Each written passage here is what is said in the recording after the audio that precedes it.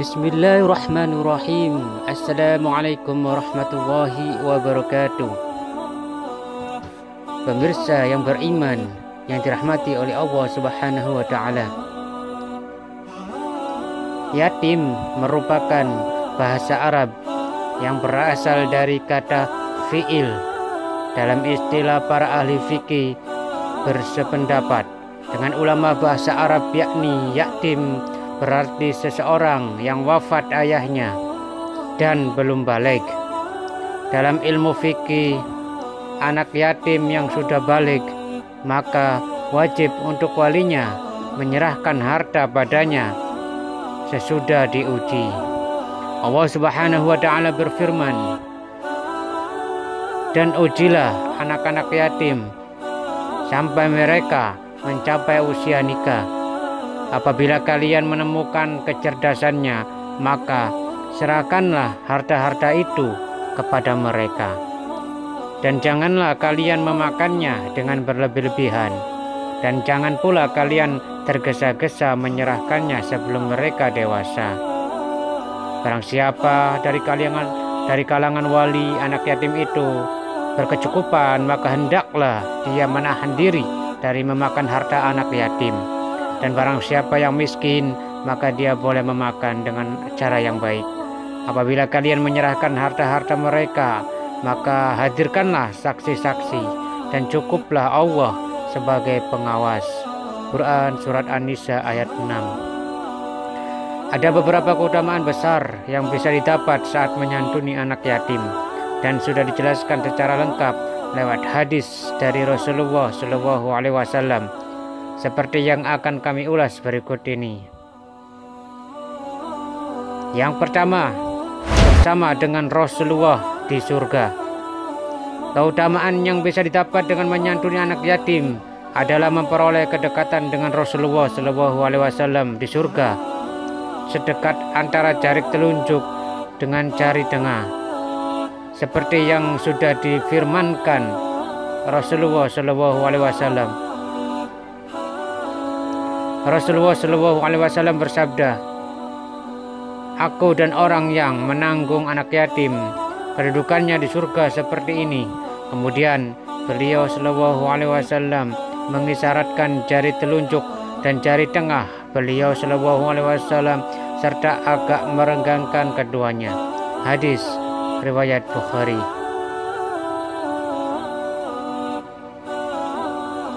Seorang muslim yang ingin bersama dengan Rasulullah SAW di surga, maka disarankan untuk menyantuni anak yatim, sebab Rasulullah SAW sudah memberikan janji surga untuk mereka, dan jaraknya seperti jarak telunjuk dengan jari tengah.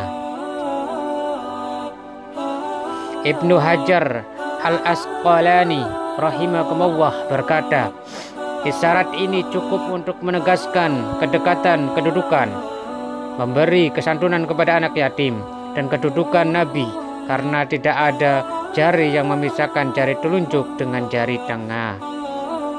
Yang kedua, melunakkan hati keras manusia. Seseorang yang menanggung anak yatim dan juga mengasihi anak yatim, maka akan dilembutkan hatinya oleh Allah Subhanahu wa taala dan dicukupi kebutuhan setiap harinya.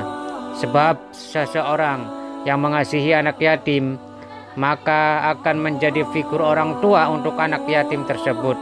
Kasih sayang yang dicurahkan pada anak yatim akan melembutkan hati, sebab kekerasan hati manusia hanya berasal dari akhlak yang buruk seperti kikir, dusta, dengki, dan sebagainya.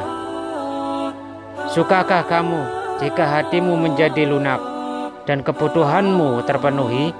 Kasihanilah anak yatim, usaplah mukanya, dan berilah makan dari makananmu. Niscaya hatimu menjadi lunak dan kebutuhanmu akan terpenuhi. Hadis riwayat Al-Rani Sahih Al-Jami. Yang ketiga, penuhi kebutuhan hidup. Jangan pernah sia-siakan kesempatan untuk menyantuni anak yatim, sebab tidak hanya berguna sebagai jaminan surga di akhirat, namun Allah Subhanahu wa taala juga sudah menjanjikan akan memenuhi kebutuhan hidup bagi seseorang yang menyantuni anak yatim. Apabila menyantuni anak yatim dilakukan, maka akan seperti berinfak di jalan Allah, dan Allah Subhanahu wa Ta'ala juga akan melipat gandakan harta bagi hamba yang menyantuni anak yatim tersebut. Barang siapa yang mengikut sertakan seseorang anak yatim di antara dua orang tua yang muslim dalam makan dan minumnya sehingga mencukupinya, maka ia pasti masuk surga. Hadis riwayat Al-Bani, Sahih At-Targhib, Malik Ibnu Harits. Sesungguhnya orang-orang yang memakan harta anak yatim secara zalim, sebenarnya mereka itu menelan api sepenuh perutnya, dan mereka akan masuk ke dalam api yang menyala-nyala di neraka. Quran Surat An-Nisa ayat 10. Yang keempat, mempertebal iman dan takwa. Berbuat baik dengan menyantuni anak yatim akan mempunyai iman dan takwa yang semakin kuat, dan orang yang beriman ini akan selalu memenuhi perintah yang diberikan Allah Subhanahu wa Ta'ala, sehingga selalu berbuat baik seperti firman Allah Subhanahu wa Ta'ala, dan bersegeralah kamu kepada ampunan dari Tuhanmu dan kepada surga yang luasnya seluas langit dan bumi, yang disediakan untuk orang-orang yang bertakwa, yaitu orang-orang yang menafkahkan sebagian hartanya baik di waktu lapang maupun sempit, dan orang-orang yang menahan amarahnya dan memaafkan kesalahan orang. Allah menyukai orang-orang yang berbuat kebajikan. Quran Surat Ali Imran ayat 133 sampai 134. Yang kelima, memperoleh perlindungan di hari kiamat. Rasulullah Shallallahu Alaihi Wasallam bersabda, demi Allah yang mengutusku dengan kebenaran di hari kiamat, Allah Subhanahu wa Ta'ala tidak akan mengazab orang yang mengasihi anak yatim dan berlaku ramah padanya serta manis tutur katanya. Dia benar-benar menyayangi anak yatim dan mengerti kekurangannya, dan tidak menyombongkan diri pada tetangganya atas kekayaan yang diperoleh Allah kepadanya. Hadis riwayat Tabrani. Malaikat salah satu akhlak baik, yakni menyantuni anak yatim, juga akan memperoleh jaminan perlindungan di saat hari kiamat kelak yang akan datang, sebab Allah sangat mencintai hambanya yang tidak sombong dan selalu bersikap baik pada anak yatim selama hidupnya di dunia. Yang keenam, mendapat pahala setara dengan jihad. Seseorang yang menyantuni anak yatim maka akan memperoleh pahala yang setara dengan melakukan jihad di peperangan dalam membela agama Allah. Pahala yang sangat besar ini bisa dengan mudah kita peroleh dengan menyantuni sekaligus menyayangi anak yatim setulus-tulusnya. Barang siapa mengurus 3 anak yatim, maka ia ibarat orang yang melakukan qiyamul lail pada malam harinya, berpuasa pada siang harinya, berangkat pagi dan sore hari dengan pedang terhunus di jalan Allah. Aku dan dia berada di surga seperti 2 saudara, sebagaimana 2 ini yang bersaudara. Dan beliau menempelkan 2 jarinya, yaitu jari telunjuk dan jari tengah. Hadis riwayat Ibnu Majah. Yang ketujuh, membawa berkah ke dalam rumah. Dengan menyantuni dan memelihara anak yatim, maka akan banyak kelimpahan berkah yang ada pada rumah tersebut. Tidak peduli seberapa bagus atau jelek rumah tersebut, sebaik-baik rumah di kalangan kaum muslimin adalah rumah yang terdapat anak yatim yang diperlakukan dengan baik, dan sejelek-jelek rumah di kalangan kaum muslimin adalah rumah yang terdapat anak yatim dan dia diperlakukan dengan buruk. Hadis riwayat Ibnu Majah. Yang kedelapan, perbaikan urusan akhirat dan dunia. Apabila seseorang selalu mengasihi sesama yang berada di muka bumi, maka niscaya juga akan dicintai oleh Allah Subhanahu wa Ta'ala, sehingga urusan di akhirat dan juga di dunia akan memperbaiki seperti yang telah dijanjikan oleh Allah Subhanahu wa Ta'ala pada hambanya yang selalu patuh pada perintah dan mengasihi sesama mereka. Orang-orang yang pengasih akan dikasihi oleh Ar-Rahman yang Maha Pengasih. Tabaraka wa Ta'ala, kasihanilah siapa yang ada di bumi, niscaya engkau dikasihi oleh yang di langit. Hadis riwayat Abu Dawud. Yang kesembilan, menyucikan jiwa. Jiwa manusia tidak jarang terkotori dengan perbuatan yang dilakukan selama hidup di bumi. Salah satu penyebabnya adalah karena memiliki sifat yang terlalu berlebihan dalam mencintai dunia, sehingga akhirnya menimbulkan sifat kikir dan tidak mau melakukan sedekah pada sebagian harta yang dimilikinya. Sikap tersebut tidak disukai Allah Subhanahu wa Ta'ala, dan bahkan Allah Subhanahu wa Ta'ala sangat membenci orang yang mengumpulkan harta sebanyak mungkin sementara tidak ada keinginan untuk mengamalkan harta yang dimilikinya tersebut, sehingga nantinya akan menjadi orang yang celaka. Allah Subhanahu wa Ta'ala berfirman, celakalah bagi setiap pengumpat lagi pencela yang mengumpulkan harta sebanyak-banyaknya.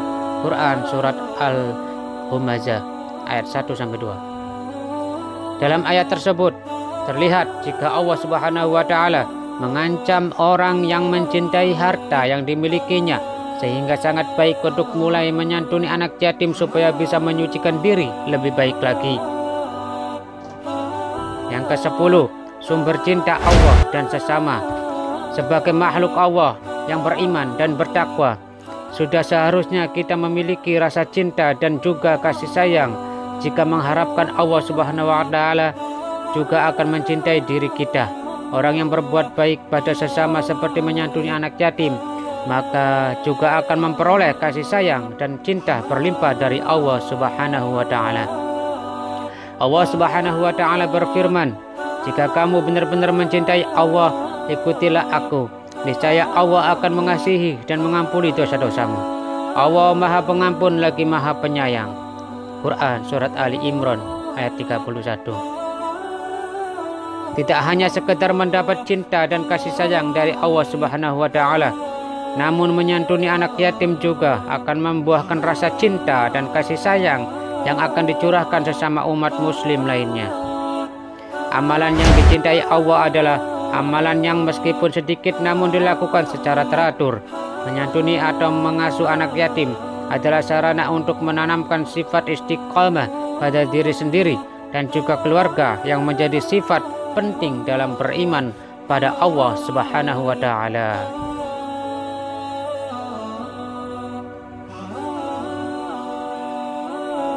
Yang ke-12, menumbuhkan sifat murah hati. Rasulullah SAW bersabda, 5 hal termasuk sunnah para rasul: pemalu, murah hati, berbekam, hijamah, dan memakai wangi-wangian. Hadis riwayat Tirmidzi. Murah hati menjadi tiang akal sehingga orang yang memberikan kasih sayang juga akan dikasihi. Rasulullah SAW bersabda, tidaklah sempurna keimanan salah seorang di antaramu sehingga ia mencintai saudaranya sebagaimana ia mencintai dirinya sendiri. Hadis riwayat Bukhari dan Muslim. Yang ke-13, menunaikan hak sesama muslim. Rasulullah SAW bersabda, tidak termasuk golongan kami orang yang tidak menghormati orang tua dan tidak menyayangi anak kecil. Hadis riwayat Bukhari. Yang ke-14, menunaikan hak kerabat dan keluarga. Menyantuni dan mengasuh anak yatim juga mengartikan kita sudah menunaikan hak kerabat kita.